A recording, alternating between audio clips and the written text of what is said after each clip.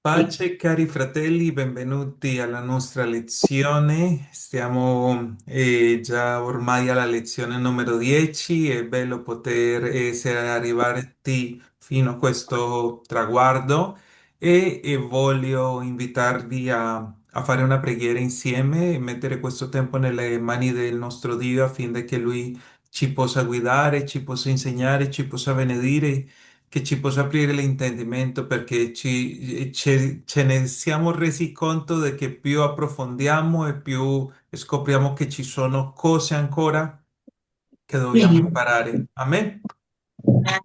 Amen. Signor Gesù, Padre Santo, te ringraziamo per questa Padre opportunità che ci meraviglioso, dai di santo essere tu sei. insieme.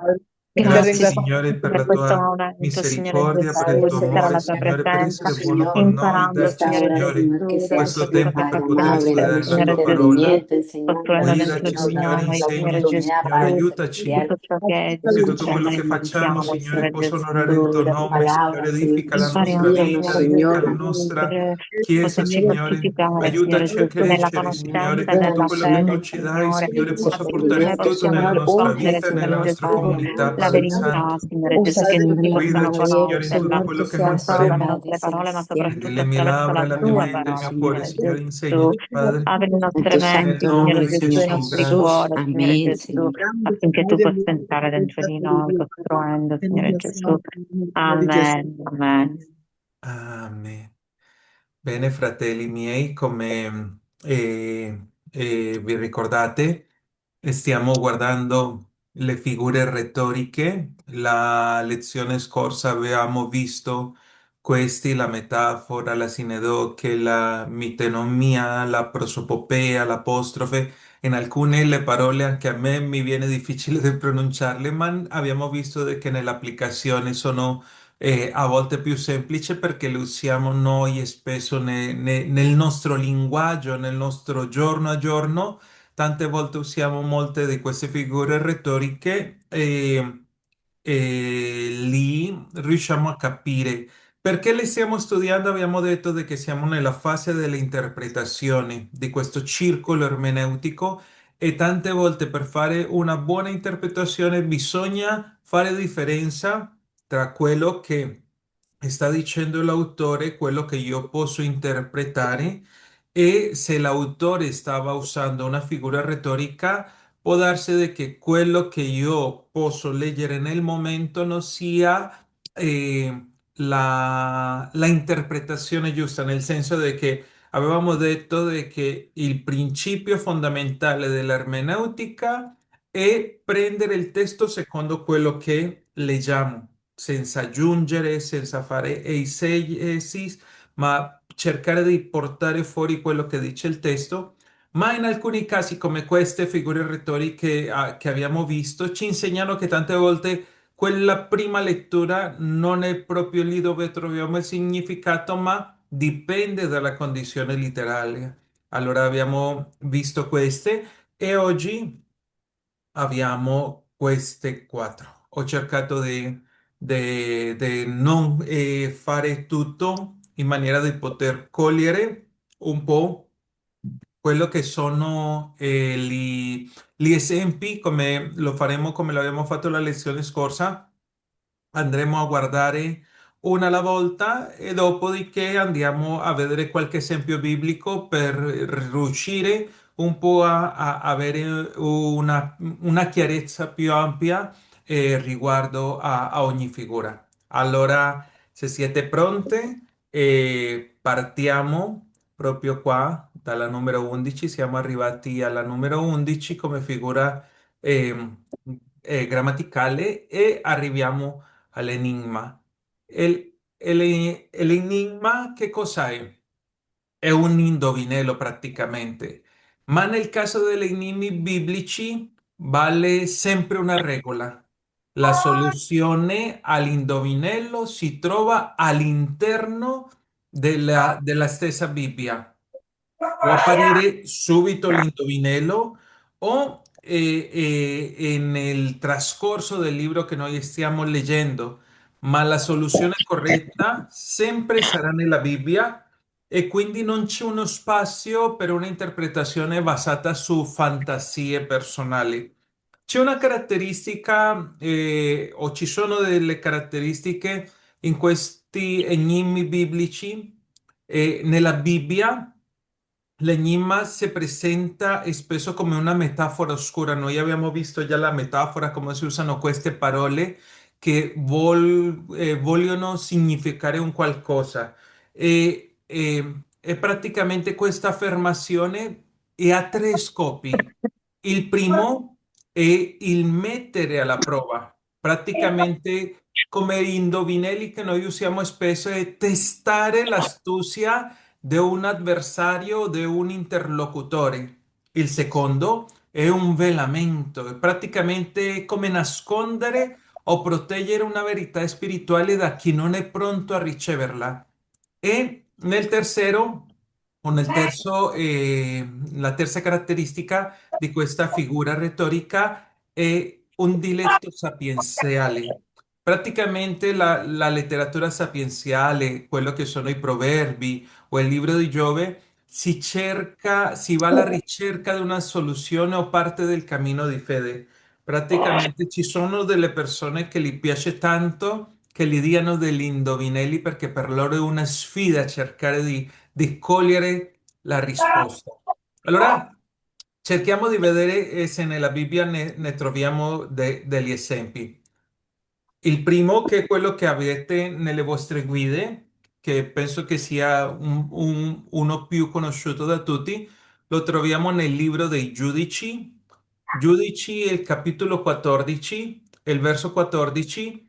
In questo caso sta parlando Perdón, fratello Sansone. Diego. Perdon, fratello Diego. Non so se si può chiudere i microfoni per sentire bene. Ok, se potete chiudere i microfoni per favore. Ma sì, io non è vedeva il tempo cargare queste cose. Devi che se prepara, che tengamos las fuerzas. Non so che altro.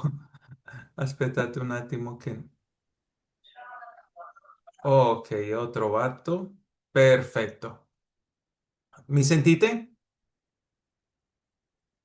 Sì, fratello Ok. Diego, Sì, si senta. che non sia che abbia chiuso anche il mio microfono. Ok, allora ci siamo. Giudici, capitolo 14, verso 14. Ve lo sto condividendo così se volete leggerlo o dalle vostre Bibbie.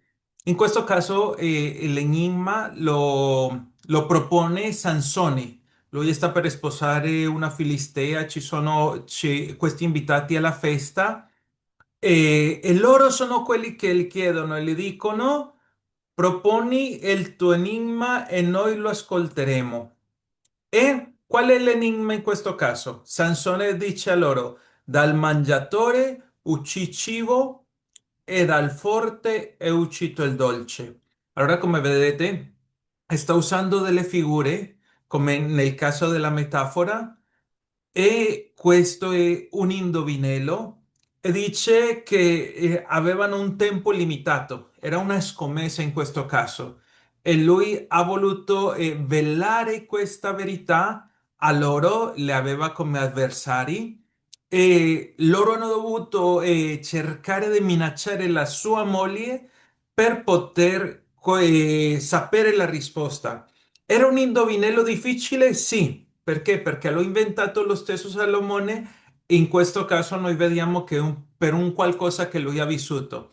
Quando lui stava andando a trovare la sua moglie, praticamente lui ammazza questo leone a mani nude e dopo che di qualche giorno che lui passa vede un panale di miele nel suo ventre e allora lui si nutre da questo miele da mangiare ai suoi genitori, ma nessun altro sapeva questo che era capitato e allora per Sansone era molto facile vincere questa scommessa.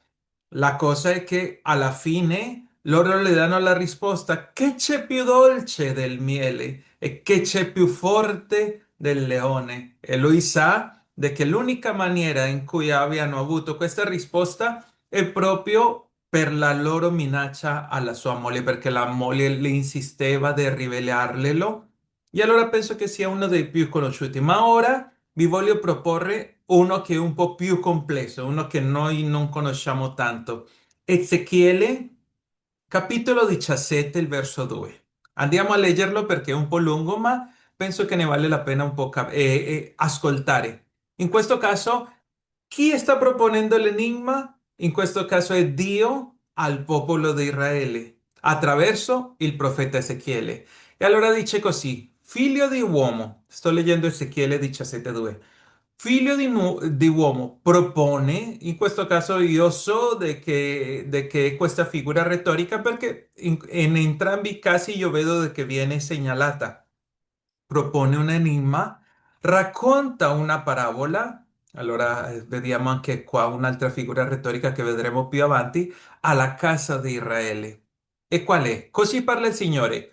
Una grande aquila, delle ampie ali e delle lunghe penni coperta di piume di svariati colori, venne al Libano e tolse la cima a un cedro, ne spezzò il più alto dei ramoscelli, lo portò in un paese di commercio e lo mise in una città dei mercanti. Poi prese un germoglio del paese e lo mise in un campo da sementa, lo collocò presso le acque abbondanti e lo piantò alla maniera del salice. Esso creve diventò una vite stessa di pianta bassa in modo da avere i suoi tralci rivolti verso l'aquila e le sue radici sotto di lei. Così diventò una vite che ne fece dei pampani e mise dei rami. Ma c'era un'altra grande aquila. Questa è diversa da quella che abbiamo letto nel verso 3. Questa è un'altra aquila dalle ampie ali e dalle piume abbondanti. Ed ecco che questa vite volse le sue radici verso di lei e dal suo volo e dal suolo dove era piantata stesse verso l'aquila i suoi tralci perché essa la annaffiasse. Essa era piantata in buon terreno, presso acque abbondanti, in modo da poter mettere rami, portare frutto e diventare una vite magnifica. Questo è l'enigma, questo è l'indovinello, questo è praticamente quello che Dio vuole attraverso il profeta parlare a Israele. E qua comincia un po' la spiegazione. Vi ho messo soltanto il verso 9 e 10, ma se volete leggerlo a casa, proprio come abbiamo detto nella parte di questa figura retorica, la spiegazione ce la dà lo stesso testo. Noi non dobbiamo andare a chiederci, ah, ma chi è questa aquila o di chi sta parlando? Dice il verso 9. Di, così parla il Signore, può essa prosperare? Di chi sta parlando in questo caso? Di chi può prosperare? La vite, quella vite che andò a disprezzare quello che le aveva lasciato tutta la prima aquila e stava mandando le sue, come si dice, i suoi rami verso l'altra aquila perché la annaffiasse. La prima aquila dice non strapperà forse le sue radici e non toglierà via i suoi frutti al punto che si secchi e se secchino tutte le giovani foglie che metteva, né ci sarà bisogno di molta forza né di molta gente per strappare dalle radici. Ecco, essa è piantata, prospererà. Qua c'è una bella domanda e dice, non si seccherà forse completamente appena l'avrà toccata il vento orientale? Seccherà il suo suolo dove ha germogliato? Se noi andiamo in questo caso a leggere questo senza leggere il contesto, noi letteralmente potremmo pensare che sta parlando di aquile e di vite, ma se noi andiamo a vedere la soluzione di questo indovinello, sta parlando del re di Babilonia che sarà una di queste aquile e starà parlando di Israele che verrà rappresentata come queste vite e che loro si sono appoggiati in un altro regno. Allora vi invito a casa a vedere dal verso 11 in avanti che è dove Ezechiele va a risolvere questo enigma.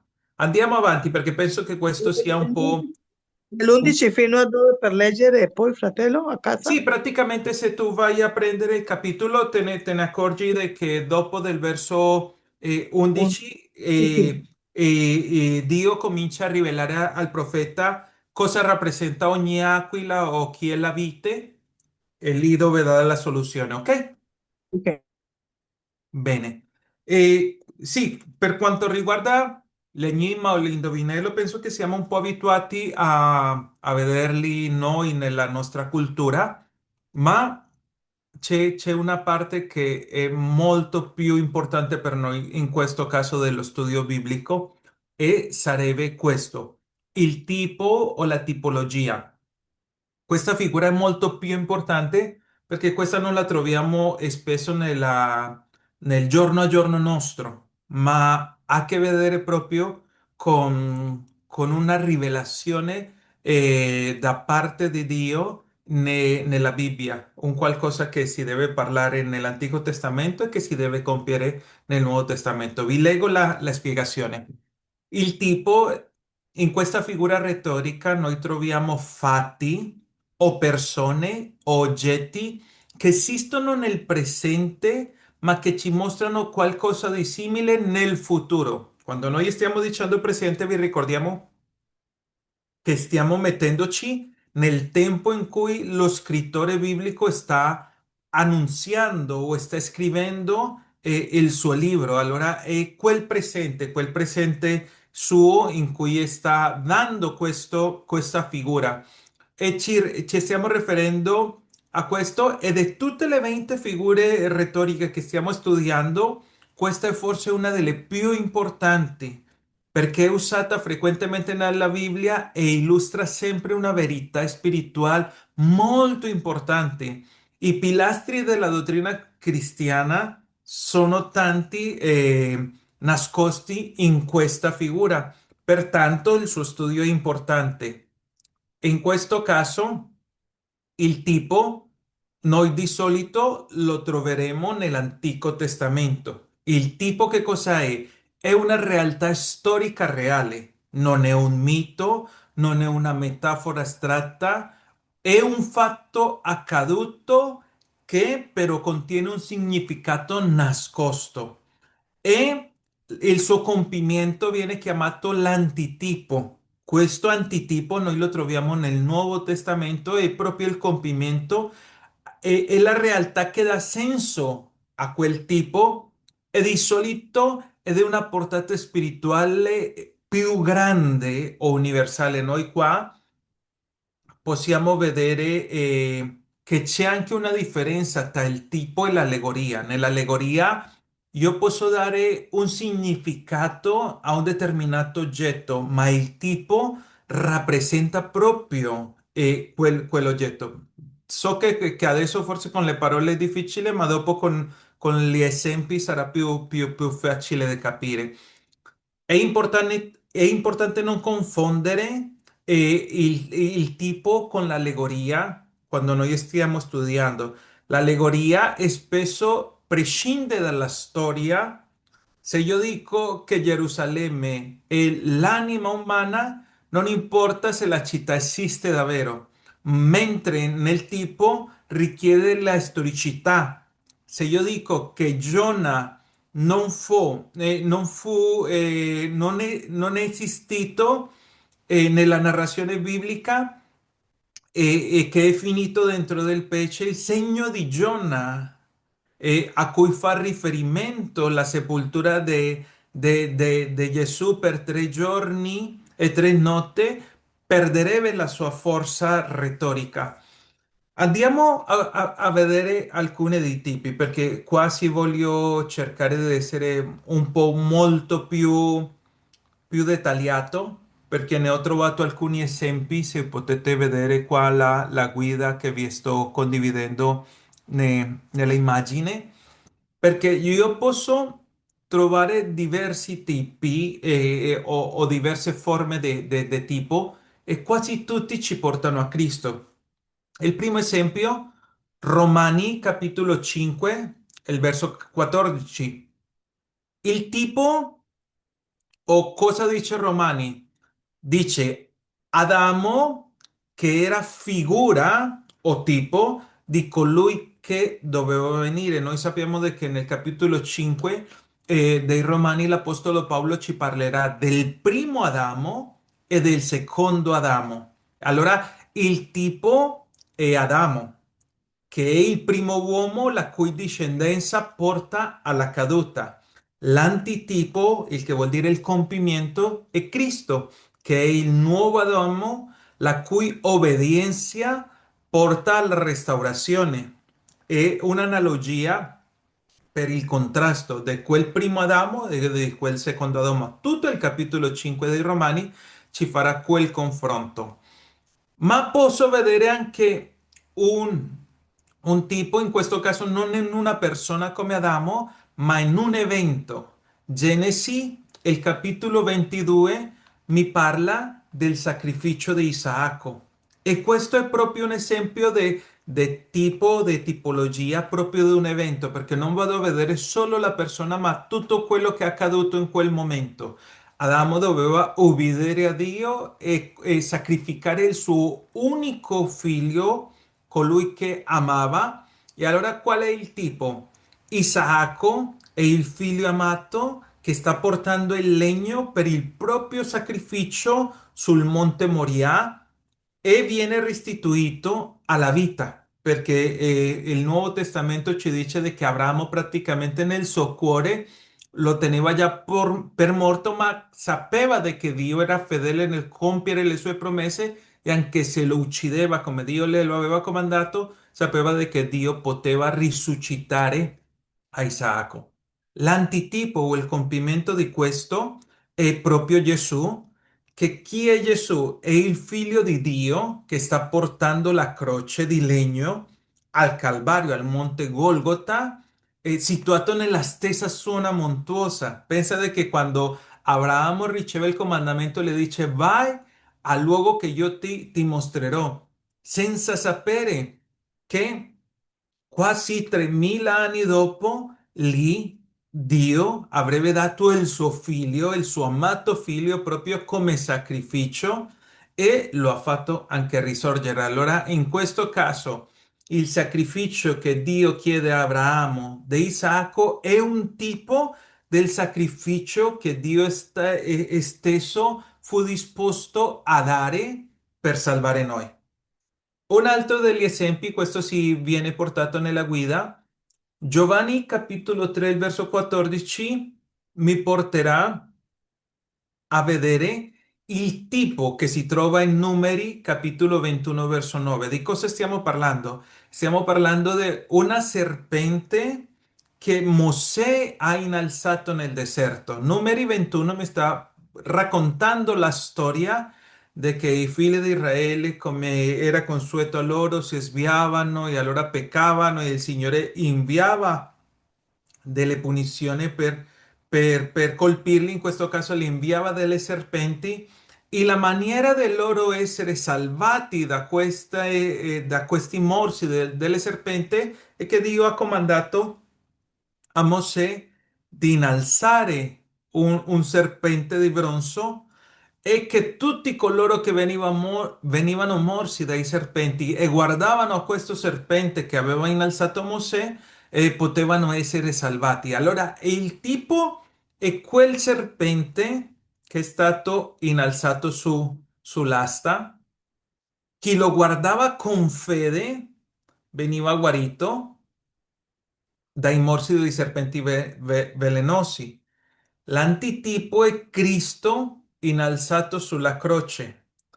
Lui ha detto così come Mosè ha innalzato il serpente nel deserto, così il figlio dell'uomo dovrà essere innalzato e quello era il compimento. Chi guarda a Gesù sarà salvato del veleno del peccato. Un altro degli esempi, in questo caso, praticamente siccome il tipo è tutto quello che ha a che vedere con Gesù, quello che era nascosto e che poteva applicarsi sia in un oggetto, in un'occasione, abbiamo detto, in un evento come il di Isacco con Abramo per sacrificarlo. In una persona come Adamo, ma anche negli oggetti, e in questo caso il tabernacolo è pieno di questa figura che rappresenta Cristo. Andiamo a vedere alcuni dei principali elementi del tabernacolo che sono un tipo di Cristo. La struttura come prima parte, la struttura generale come tipo di Cristo. Il tabernacolo, che cosa rappresentava? Era la dimora di Dio in mezzo al popolo.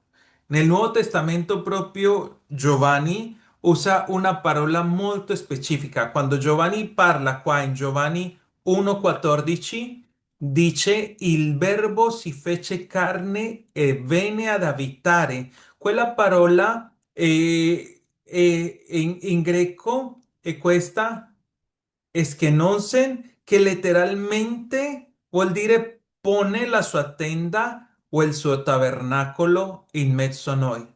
Allora, il tabernacolo, quella tenda mobile, Giovanni sta dicendo di che tutta la tenda rappresenta a Gesù.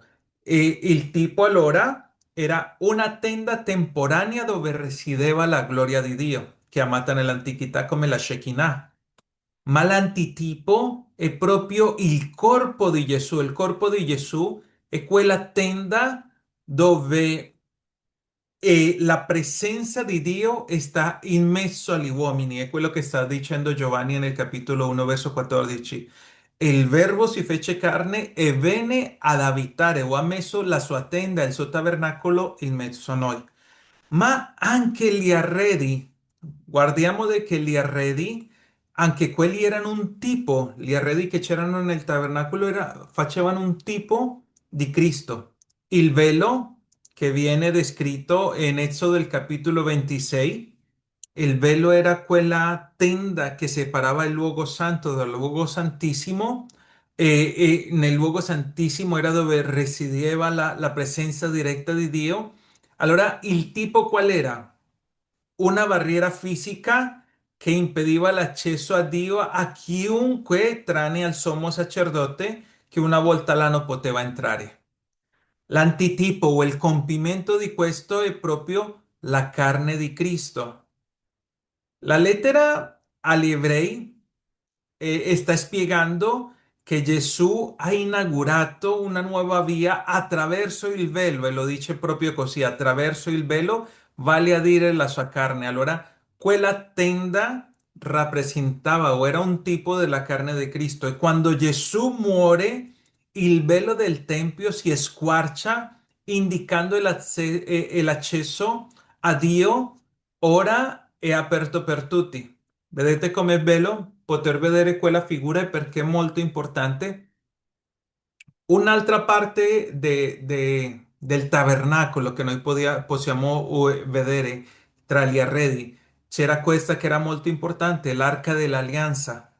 L'arca dell'alleanza era il contenitore della legge, della manà del bastone di Aarone, era il luogo del propiziatorio dove veniva versato il sangue per la espiazione. Questo forse lo vedremo più avanti quando andremo a vedere le dottrine e capire che cosa era la propiziazione.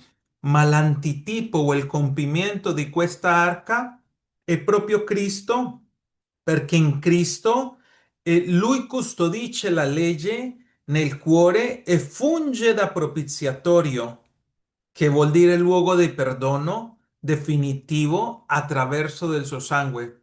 Questo lo vediamo in Romani, il capitolo 3, il verso 25, e dopo, se volete con calma vedervi che, questi versetti, perché così non perdiamo il tempo in questa ora.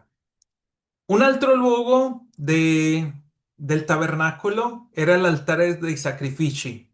L'altare dei sacrifici era il luogo dove gli animali venivano uccisi per coprire il peccato del popolo.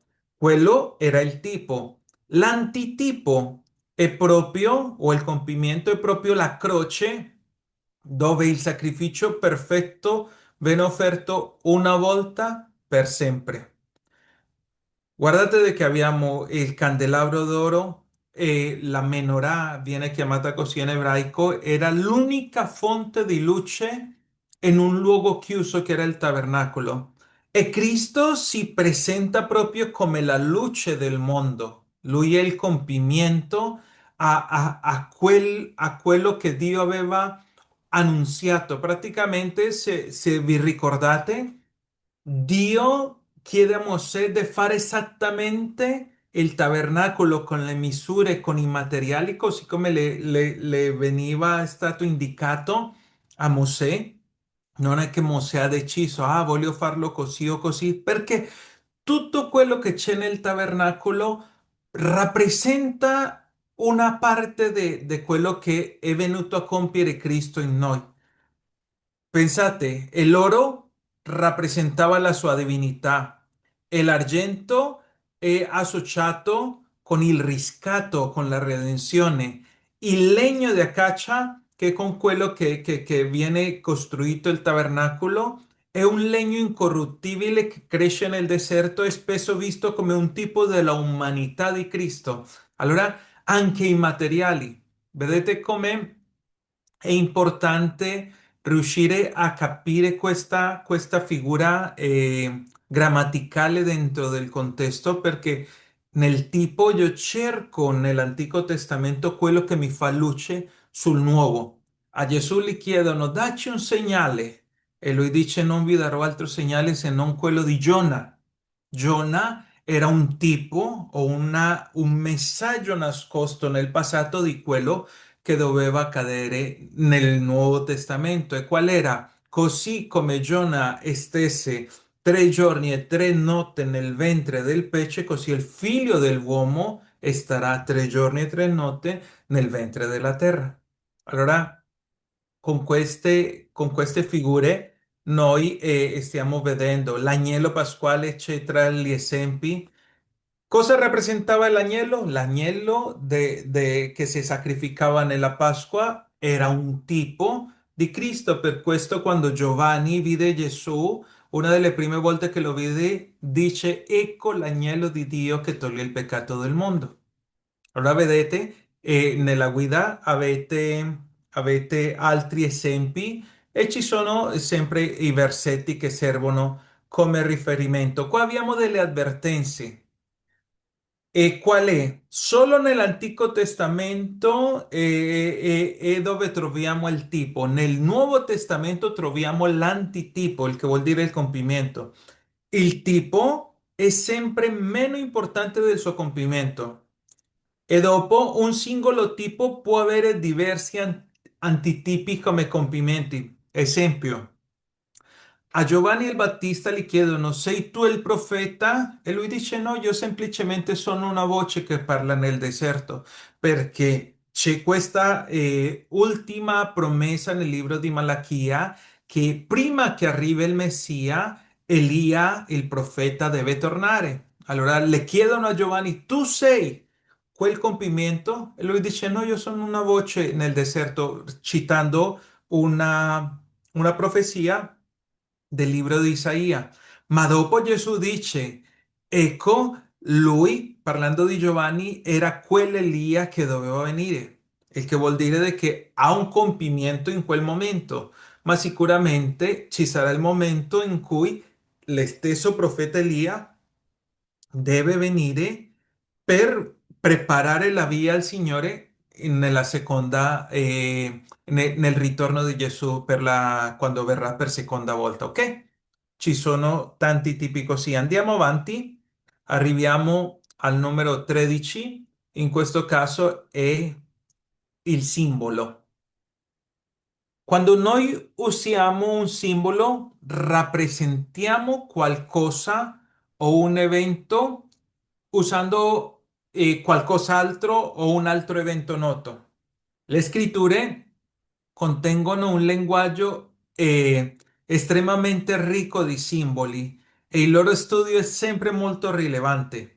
A differenza del tipo che è proiettato nel futuro, tipo c'è questa figura A o quello che è accaduto nel passato che si deve compiere nel Nuovo Testamento, il simbolo agisce spesso nel presente, rappresenta una idea o una verità che è eterna in modo statico e universale. Allora, non li posso confondere. O c'è anche una differenza tra il simbolo e la metafora che abbiamo già studiato, perché è facile confondere. Nella metafora, che è una figura linguistica, esempio quando abbiamo visto che Gesù dice, voi siete il sale della terra, lì sta spiegando una funzione del sale. La metafora è che noi umani siamo come il sale che possiamo dare sapore alla terra, che possiamo preservare la terra, mentre nel simbolo il sale è un oggetto che incarna il significato. Il sale è usato nei sacrifici dell'Antico Testamento come un patto, e allora il sale è simbolo del patto. Qua nella immagine, se vedete anche nelle vostre guide, avete diversi simboli di cui ci parla la Bibbia, ma io vi ho preparato nella guida, qua vi ho preparato alcuni che mi sono sembrati molto interessanti. Noi abbiamo simboli degli elementi naturali. Praticamente l'acqua la troviamo spesso nella Bibbia e l'acqua è simbolo di purificazione perché loro si dovevano lavare prima di entrare nella presenza di Dio, ma è anche un simbolo di giudizio. Nel diluvio, se lo ricordate, il Signore ha punito il mondo coprendolo di acqua. Ma guardate che in Giovanni, il capitolo 4, il verso 14, e l'acqua diventa un simbolo dello Spirito Santo che salta a vita eterna. Gesù dice, se qualcuno ha sete, venga a me e beva e dal suo interno sgorgeranno fiume di acqua viva. Allora l'acqua è anche un simbolo dello spirito. In questo caso, a differenza del tipo, io non sto guardando un qualcosa del passato con un compimento presente, ma semplicemente sto guardando questo elemento naturale e vedo come simbolo di alcune cose nella mia vita spirituale. Il fuoco. Il fuoco è un simbolo della presenza di Dio. Vi ricordate? Quando Mosè nel deserto, lui vide quel rovetto che stava ardendo e che non si consumava e quando si avvicina, la voce gli dice dal pruno ardente, togli il calzai dai tuoi piedi perché il luogo dove stai è il luogo santo. Rappresentava allora quel fuoco in quel luogo la presenza di Dio, ma allo stesso tempo il fuoco rappresenta la santità.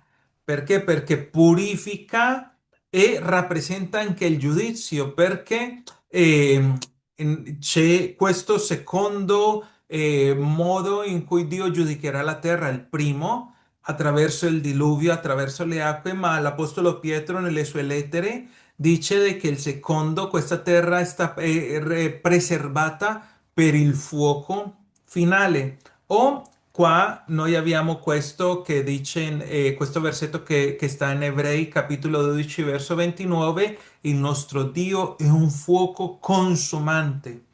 Dopo abbiamo come elementi naturali uno molto conosciuto da noi, l'olio. L'olio è un simbolo universale dello Spirito Santo. Perché? Perché si consacrava il sacerdote, il re e il profeta si ungevano con olio. Praticamente il termine Cristo o il termine Messia, noi sappiamo che vuol dire l'unto, praticamente colui su cui è versato l'olio. Allora è come dire Gesù, l'unto di Dio. E l'olio significa anche gioia, è simbolo di gioia. Quando noi vediamo alla gente che si versa dell'olio, è per festa. Invece quando si mette della terra sulla testa è per dire che siamo di lutto. Allora l'unzione del re o del sacerdote è l'atto simbolico che comunica quell'autorità da parte di Dio.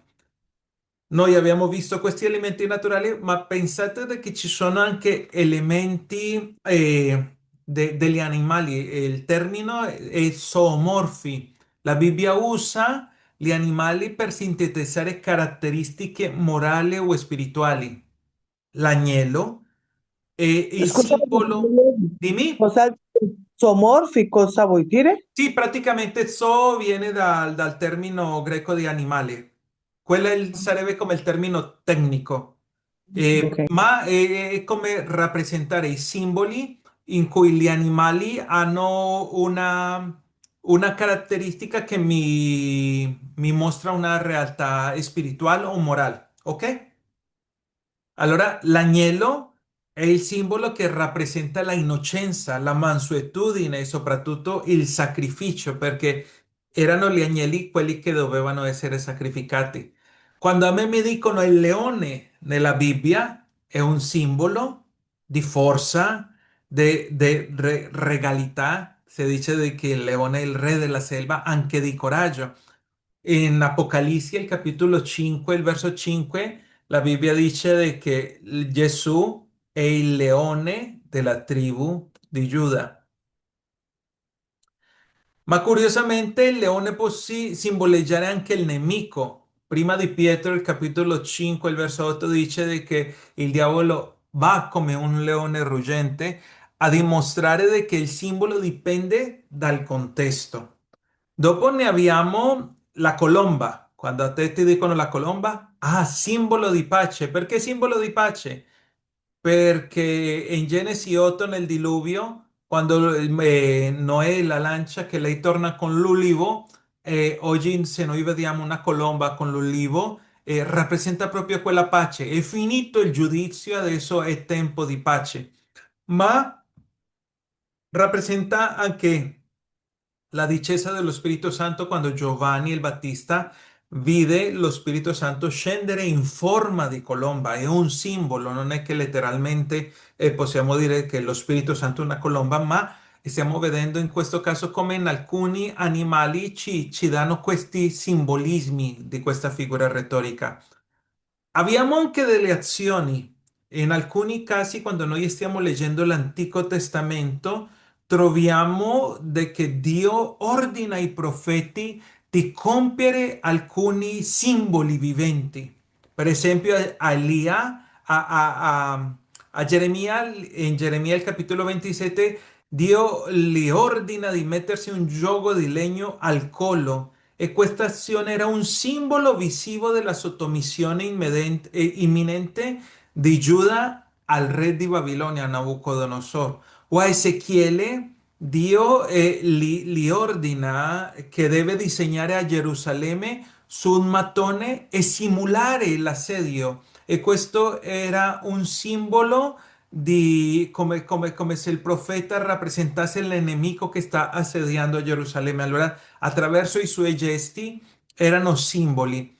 Noi troviamo anche un termine che si chiama gematria o gematria, non so come si pronuncia in italiano, ma sono i numeri. Questo è molto più complicato, ma io so che tante volte noi, tipo nella Bibbia, e spesso troviamo il numero 7.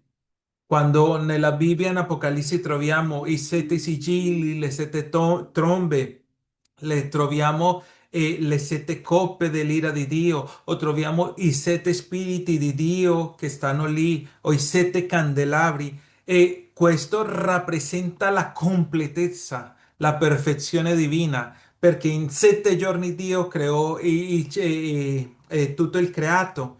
E allora il 7 spesso lo troviamo nella Bibbia. Troviamo anche allo stesso tempo il 6. Il 6 invece rappresenta la imperfezione. L'uomo è stato creato nel sesto giorno e allora l'uomo è rappresentato di questo numero. Per quello il numero dell'anticristo, della bestia che dice in Apocalisse 666 è come dire quel 6, quella massima espressione della imperfezione umana. Il 40 lo troviamo anche spesso nella Bibbia e che cosa rappresenta? Rappresenta prova o rappresenta attesa o preparazione. Loro quanti anni sono stati nel deserto? Per 40 anni era quel periodo di prova. Loro Gesù ha digiunato per 40 giorni, era quel tempo di preparazione. E così è un numero che si ripete spesso. E l'ultimo che vi volevo dire è il 12. Sono 12 le tribù di Israele, sono 12 gli apostoli E questo 12 rappresenta la scelta divina o il governo. In questo caso c'è uno studio a parte che si chiama gematria, che va a vedere questi numeri senza andare tipo come nella parte un po' come potrei dirlo, come già come alcune persone che vogliono scoprire tante cose come specie di scoprire il futuro attraverso i numeri. No, no, no, no. Qua in questo caso, siccome si è visto che nella Bibbia tante volte parla di alcuni numeri specifici, tipo il 40 si ripete stesso, il 7 come ve l'ho detto, il 12, perché Dio ha scelto i 12 discepoli, perché ha inviato 70 persone a andare a annunziare la commissione di 70, perché questi numeri, siccome si ripetono spesso, sono simboli. Invece c'è un'altra linea che va a vedere questi numeri come se fossero un qualcosa di messaggio nascosto che lì è totalmente diverso a questo che stiamo vedendo, ok? Andiamo avanti perché stiamo finendo. Questo ultimo penso sia il più conosciuto da noi, è la parabola. La parabola è una delle figure retoriche più note a noi lettori della Bibbia, poiché Gesù spesso insegnava alle folle usando proprio le parabole. Noi possiamo definire una parabola come una storia o un racconto che tratta di eventi naturali accaduti o che potrebbero accadere. Questa è anche la principale differenza tra la parabola e le altre storie che abbiamo visto, come l'allegoria o come le favole, che trattano di situazioni impossibili nella realtà. A differenza dell'enigma che lo abbiamo visto all'inizio, la parabola non vuole nascondere ma illustrare, anche se spesso contiene un paradosso che costringe all'ascoltatore a cambiare una prospettiva. Gesù insegnava proprio nelle parabole, noi troviamo quando gli chiedono a Gesù, lui stesso dice perché usa le parabole, noi troviamo due motivi opposti. Il primo è rivelare. Lui, attraverso le parabole, rende comprensibile concetti astratti, concetti spirituali come il regno di Dio, attraverso delle immagini concrete.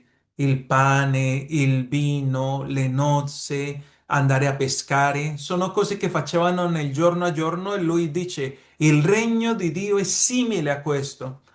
Allora qua intentava rivelare, ma dall'altra parte è anche selezionare, perché Gesù lo dirà in Matteo il capitolo 13 dal verso 10 al 17, di che non è per tutti il capire queste parabole, solo a chi ha un cuore aperto o nelle parole della Bibbia, chi ha orecchi intenda o orecchi per intendere e per cercare le spiegazioni perché per tutti gli altri rimane solo una bella storia senza impatto. Se noi vediamo tante parabole, Gesù le dice, ma nel momento alcuni se ne vanno come una storia qualsiasi, altri che vogliono scoprire quella verità si avvicinano a Gesù, in parte le dicono spiegaci cosa significa e noi ne abbiamo in alcune delle parabole il significato, una delle più conosciute è quella del seminatore, in cui ci viene spiegato a cosa rappresenta.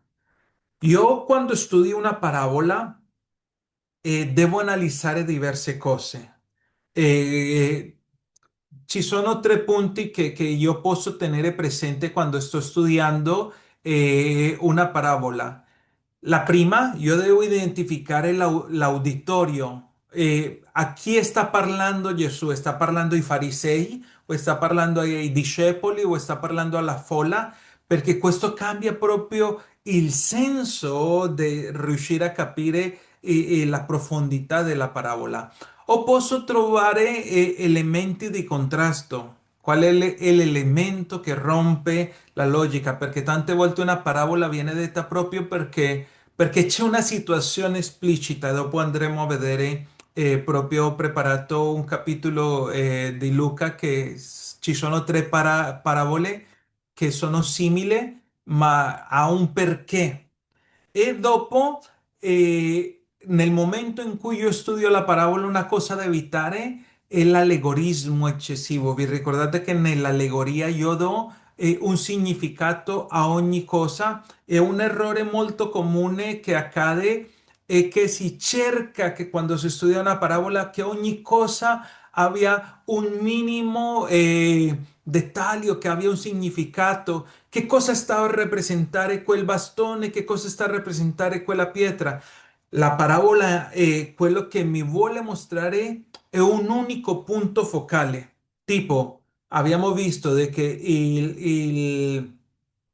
il buon samaritano, il punto focale della parabola era quello di far vedere chi era il mio prossimo. Allora io non mi devo andare a chiedere, ah, ma quanto denaro ha pagato lui nel luogo dove lo ha lasciato? Ma è guarito, non è guarito? Ma di che colore era il cavallo? Cosa rappresentava quel cavallo? Vi ricordate che vi ho dato un esempio molto esplicito quando abbiamo visto queste allegorie di come nei primi secoli avevano voluto andare a cercare di capire ogni figura. No, nelle parabole c'è un punto centrale che vuole essere insegnato.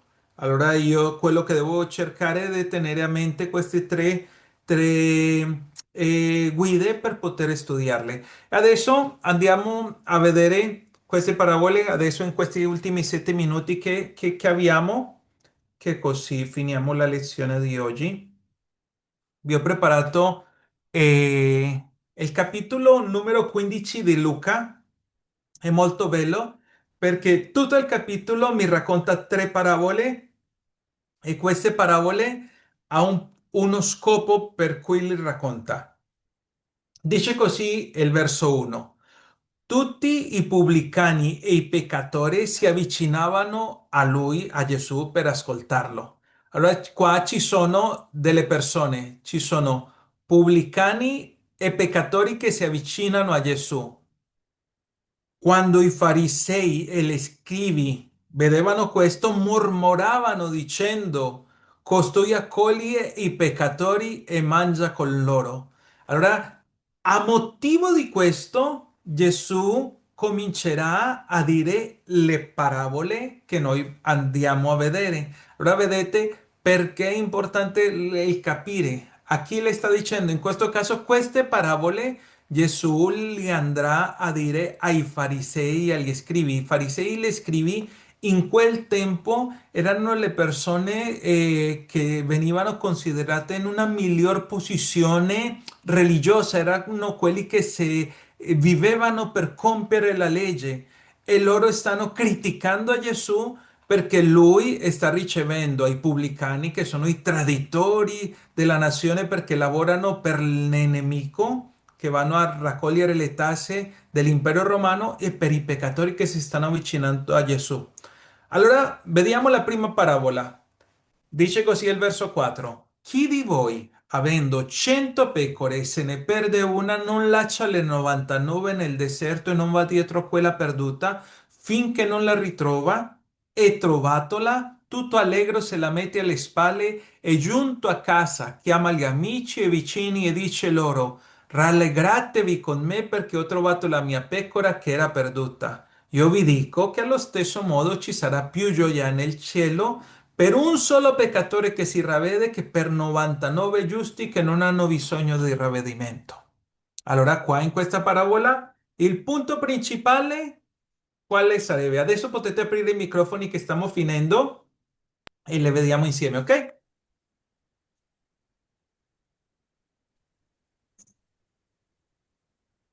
Per voi, quale sarebbe Pace, l'insegnamento fratello in questa... Diego. Sì? L'insegnamento è che le pecore rappresentano gli uomini, ok? E Gesù è venuto a salvare anche quella pecora che si è allontanata con la pecora che quell'uomo anche se era sbagliato, però lui è venuto Mhm. lì perché voleva salvarla, Sì. ecco. Vedete che nella parabola Gesù sta a loro facendo vedere un qualcosa che spesso capitava alla gente.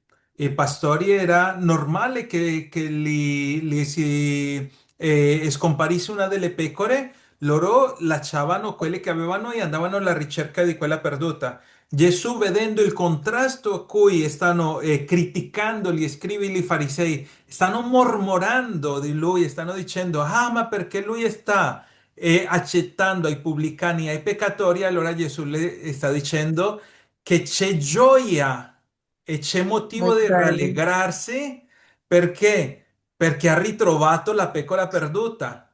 Così come esatto. loro come persone se potevano rallegrare di trovare un animale, le persone valgono più degli animali attraverso un esempio pratico della vita e di ogni giorno. Lui sta dicendo, voi vi rallegrate quando trovate quella pecora. E dice il Signore, così ci sarà più gioia nel cielo per un solo peccatore che si ravvede che per 99 giusti che non hanno bisogno di ravvedimento. Amen.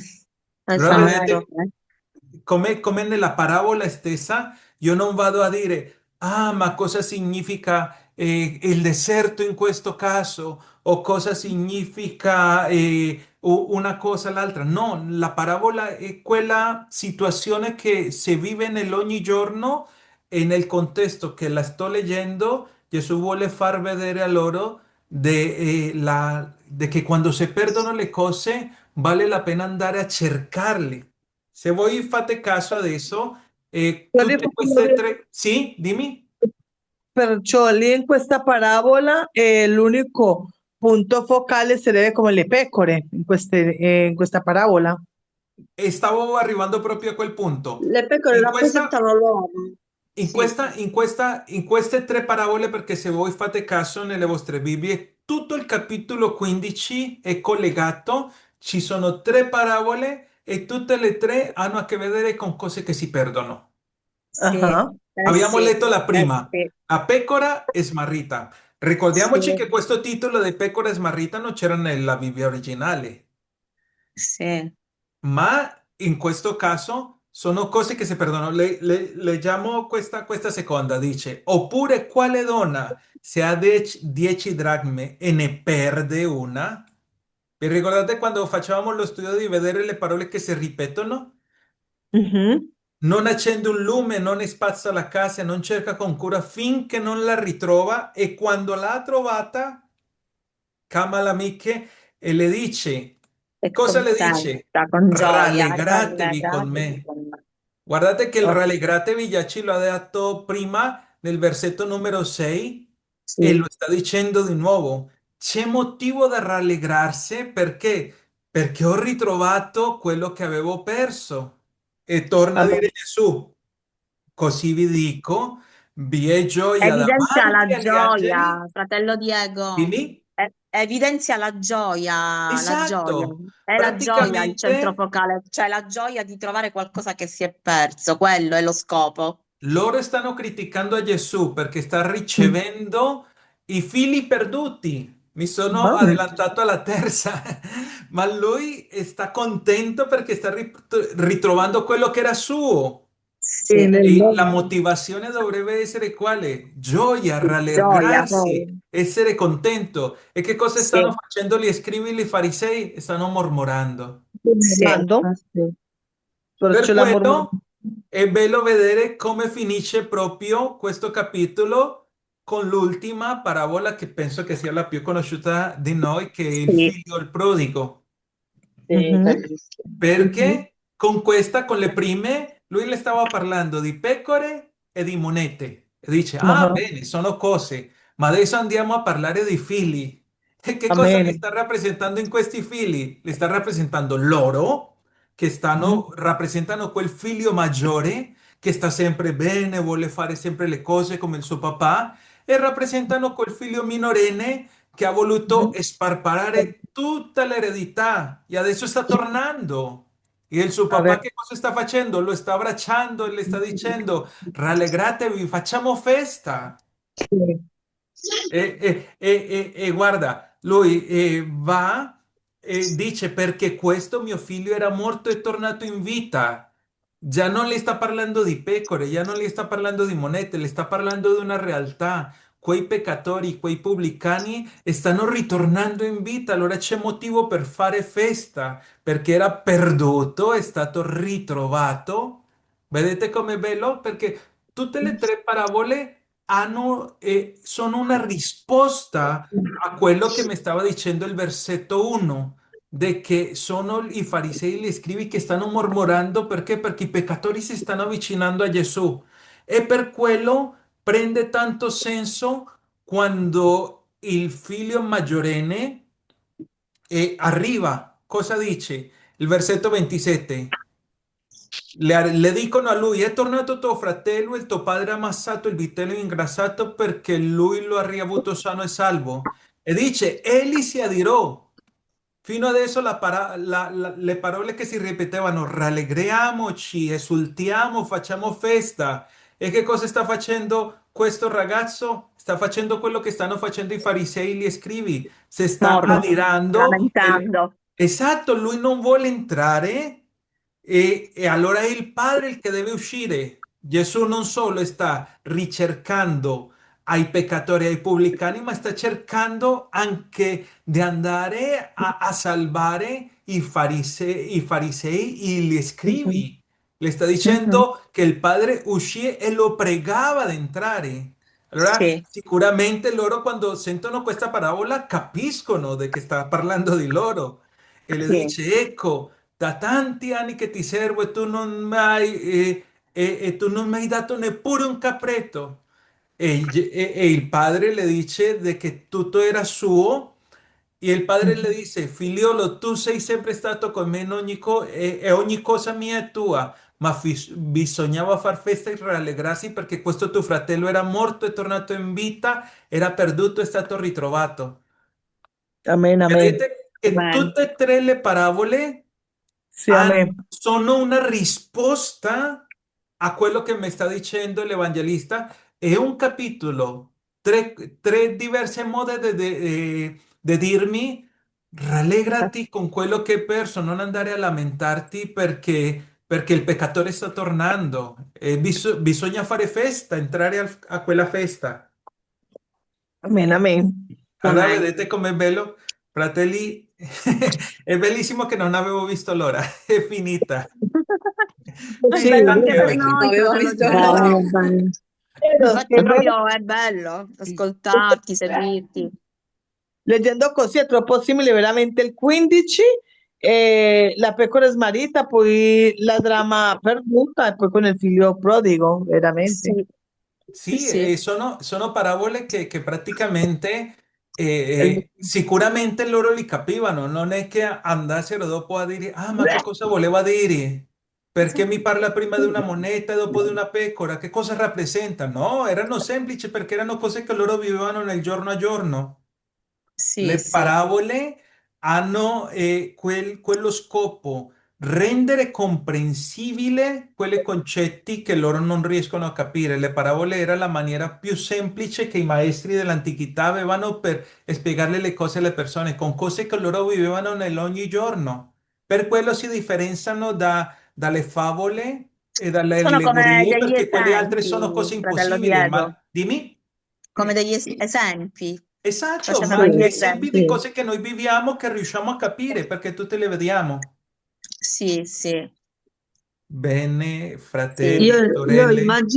Io immagino i farisei e gli scribi quando Gesù gli dava queste parabole, come rimanevano senza Sarebbe stato parole, perché bellissimo loro... vederli. Tante volte gli evangelisti ci riportano che alla fine dice, ah, ma come sapeva che parlava di loro? Allora vuol dire che loro capivano di che quelle Eh parole sì, erano eh per sì. loro.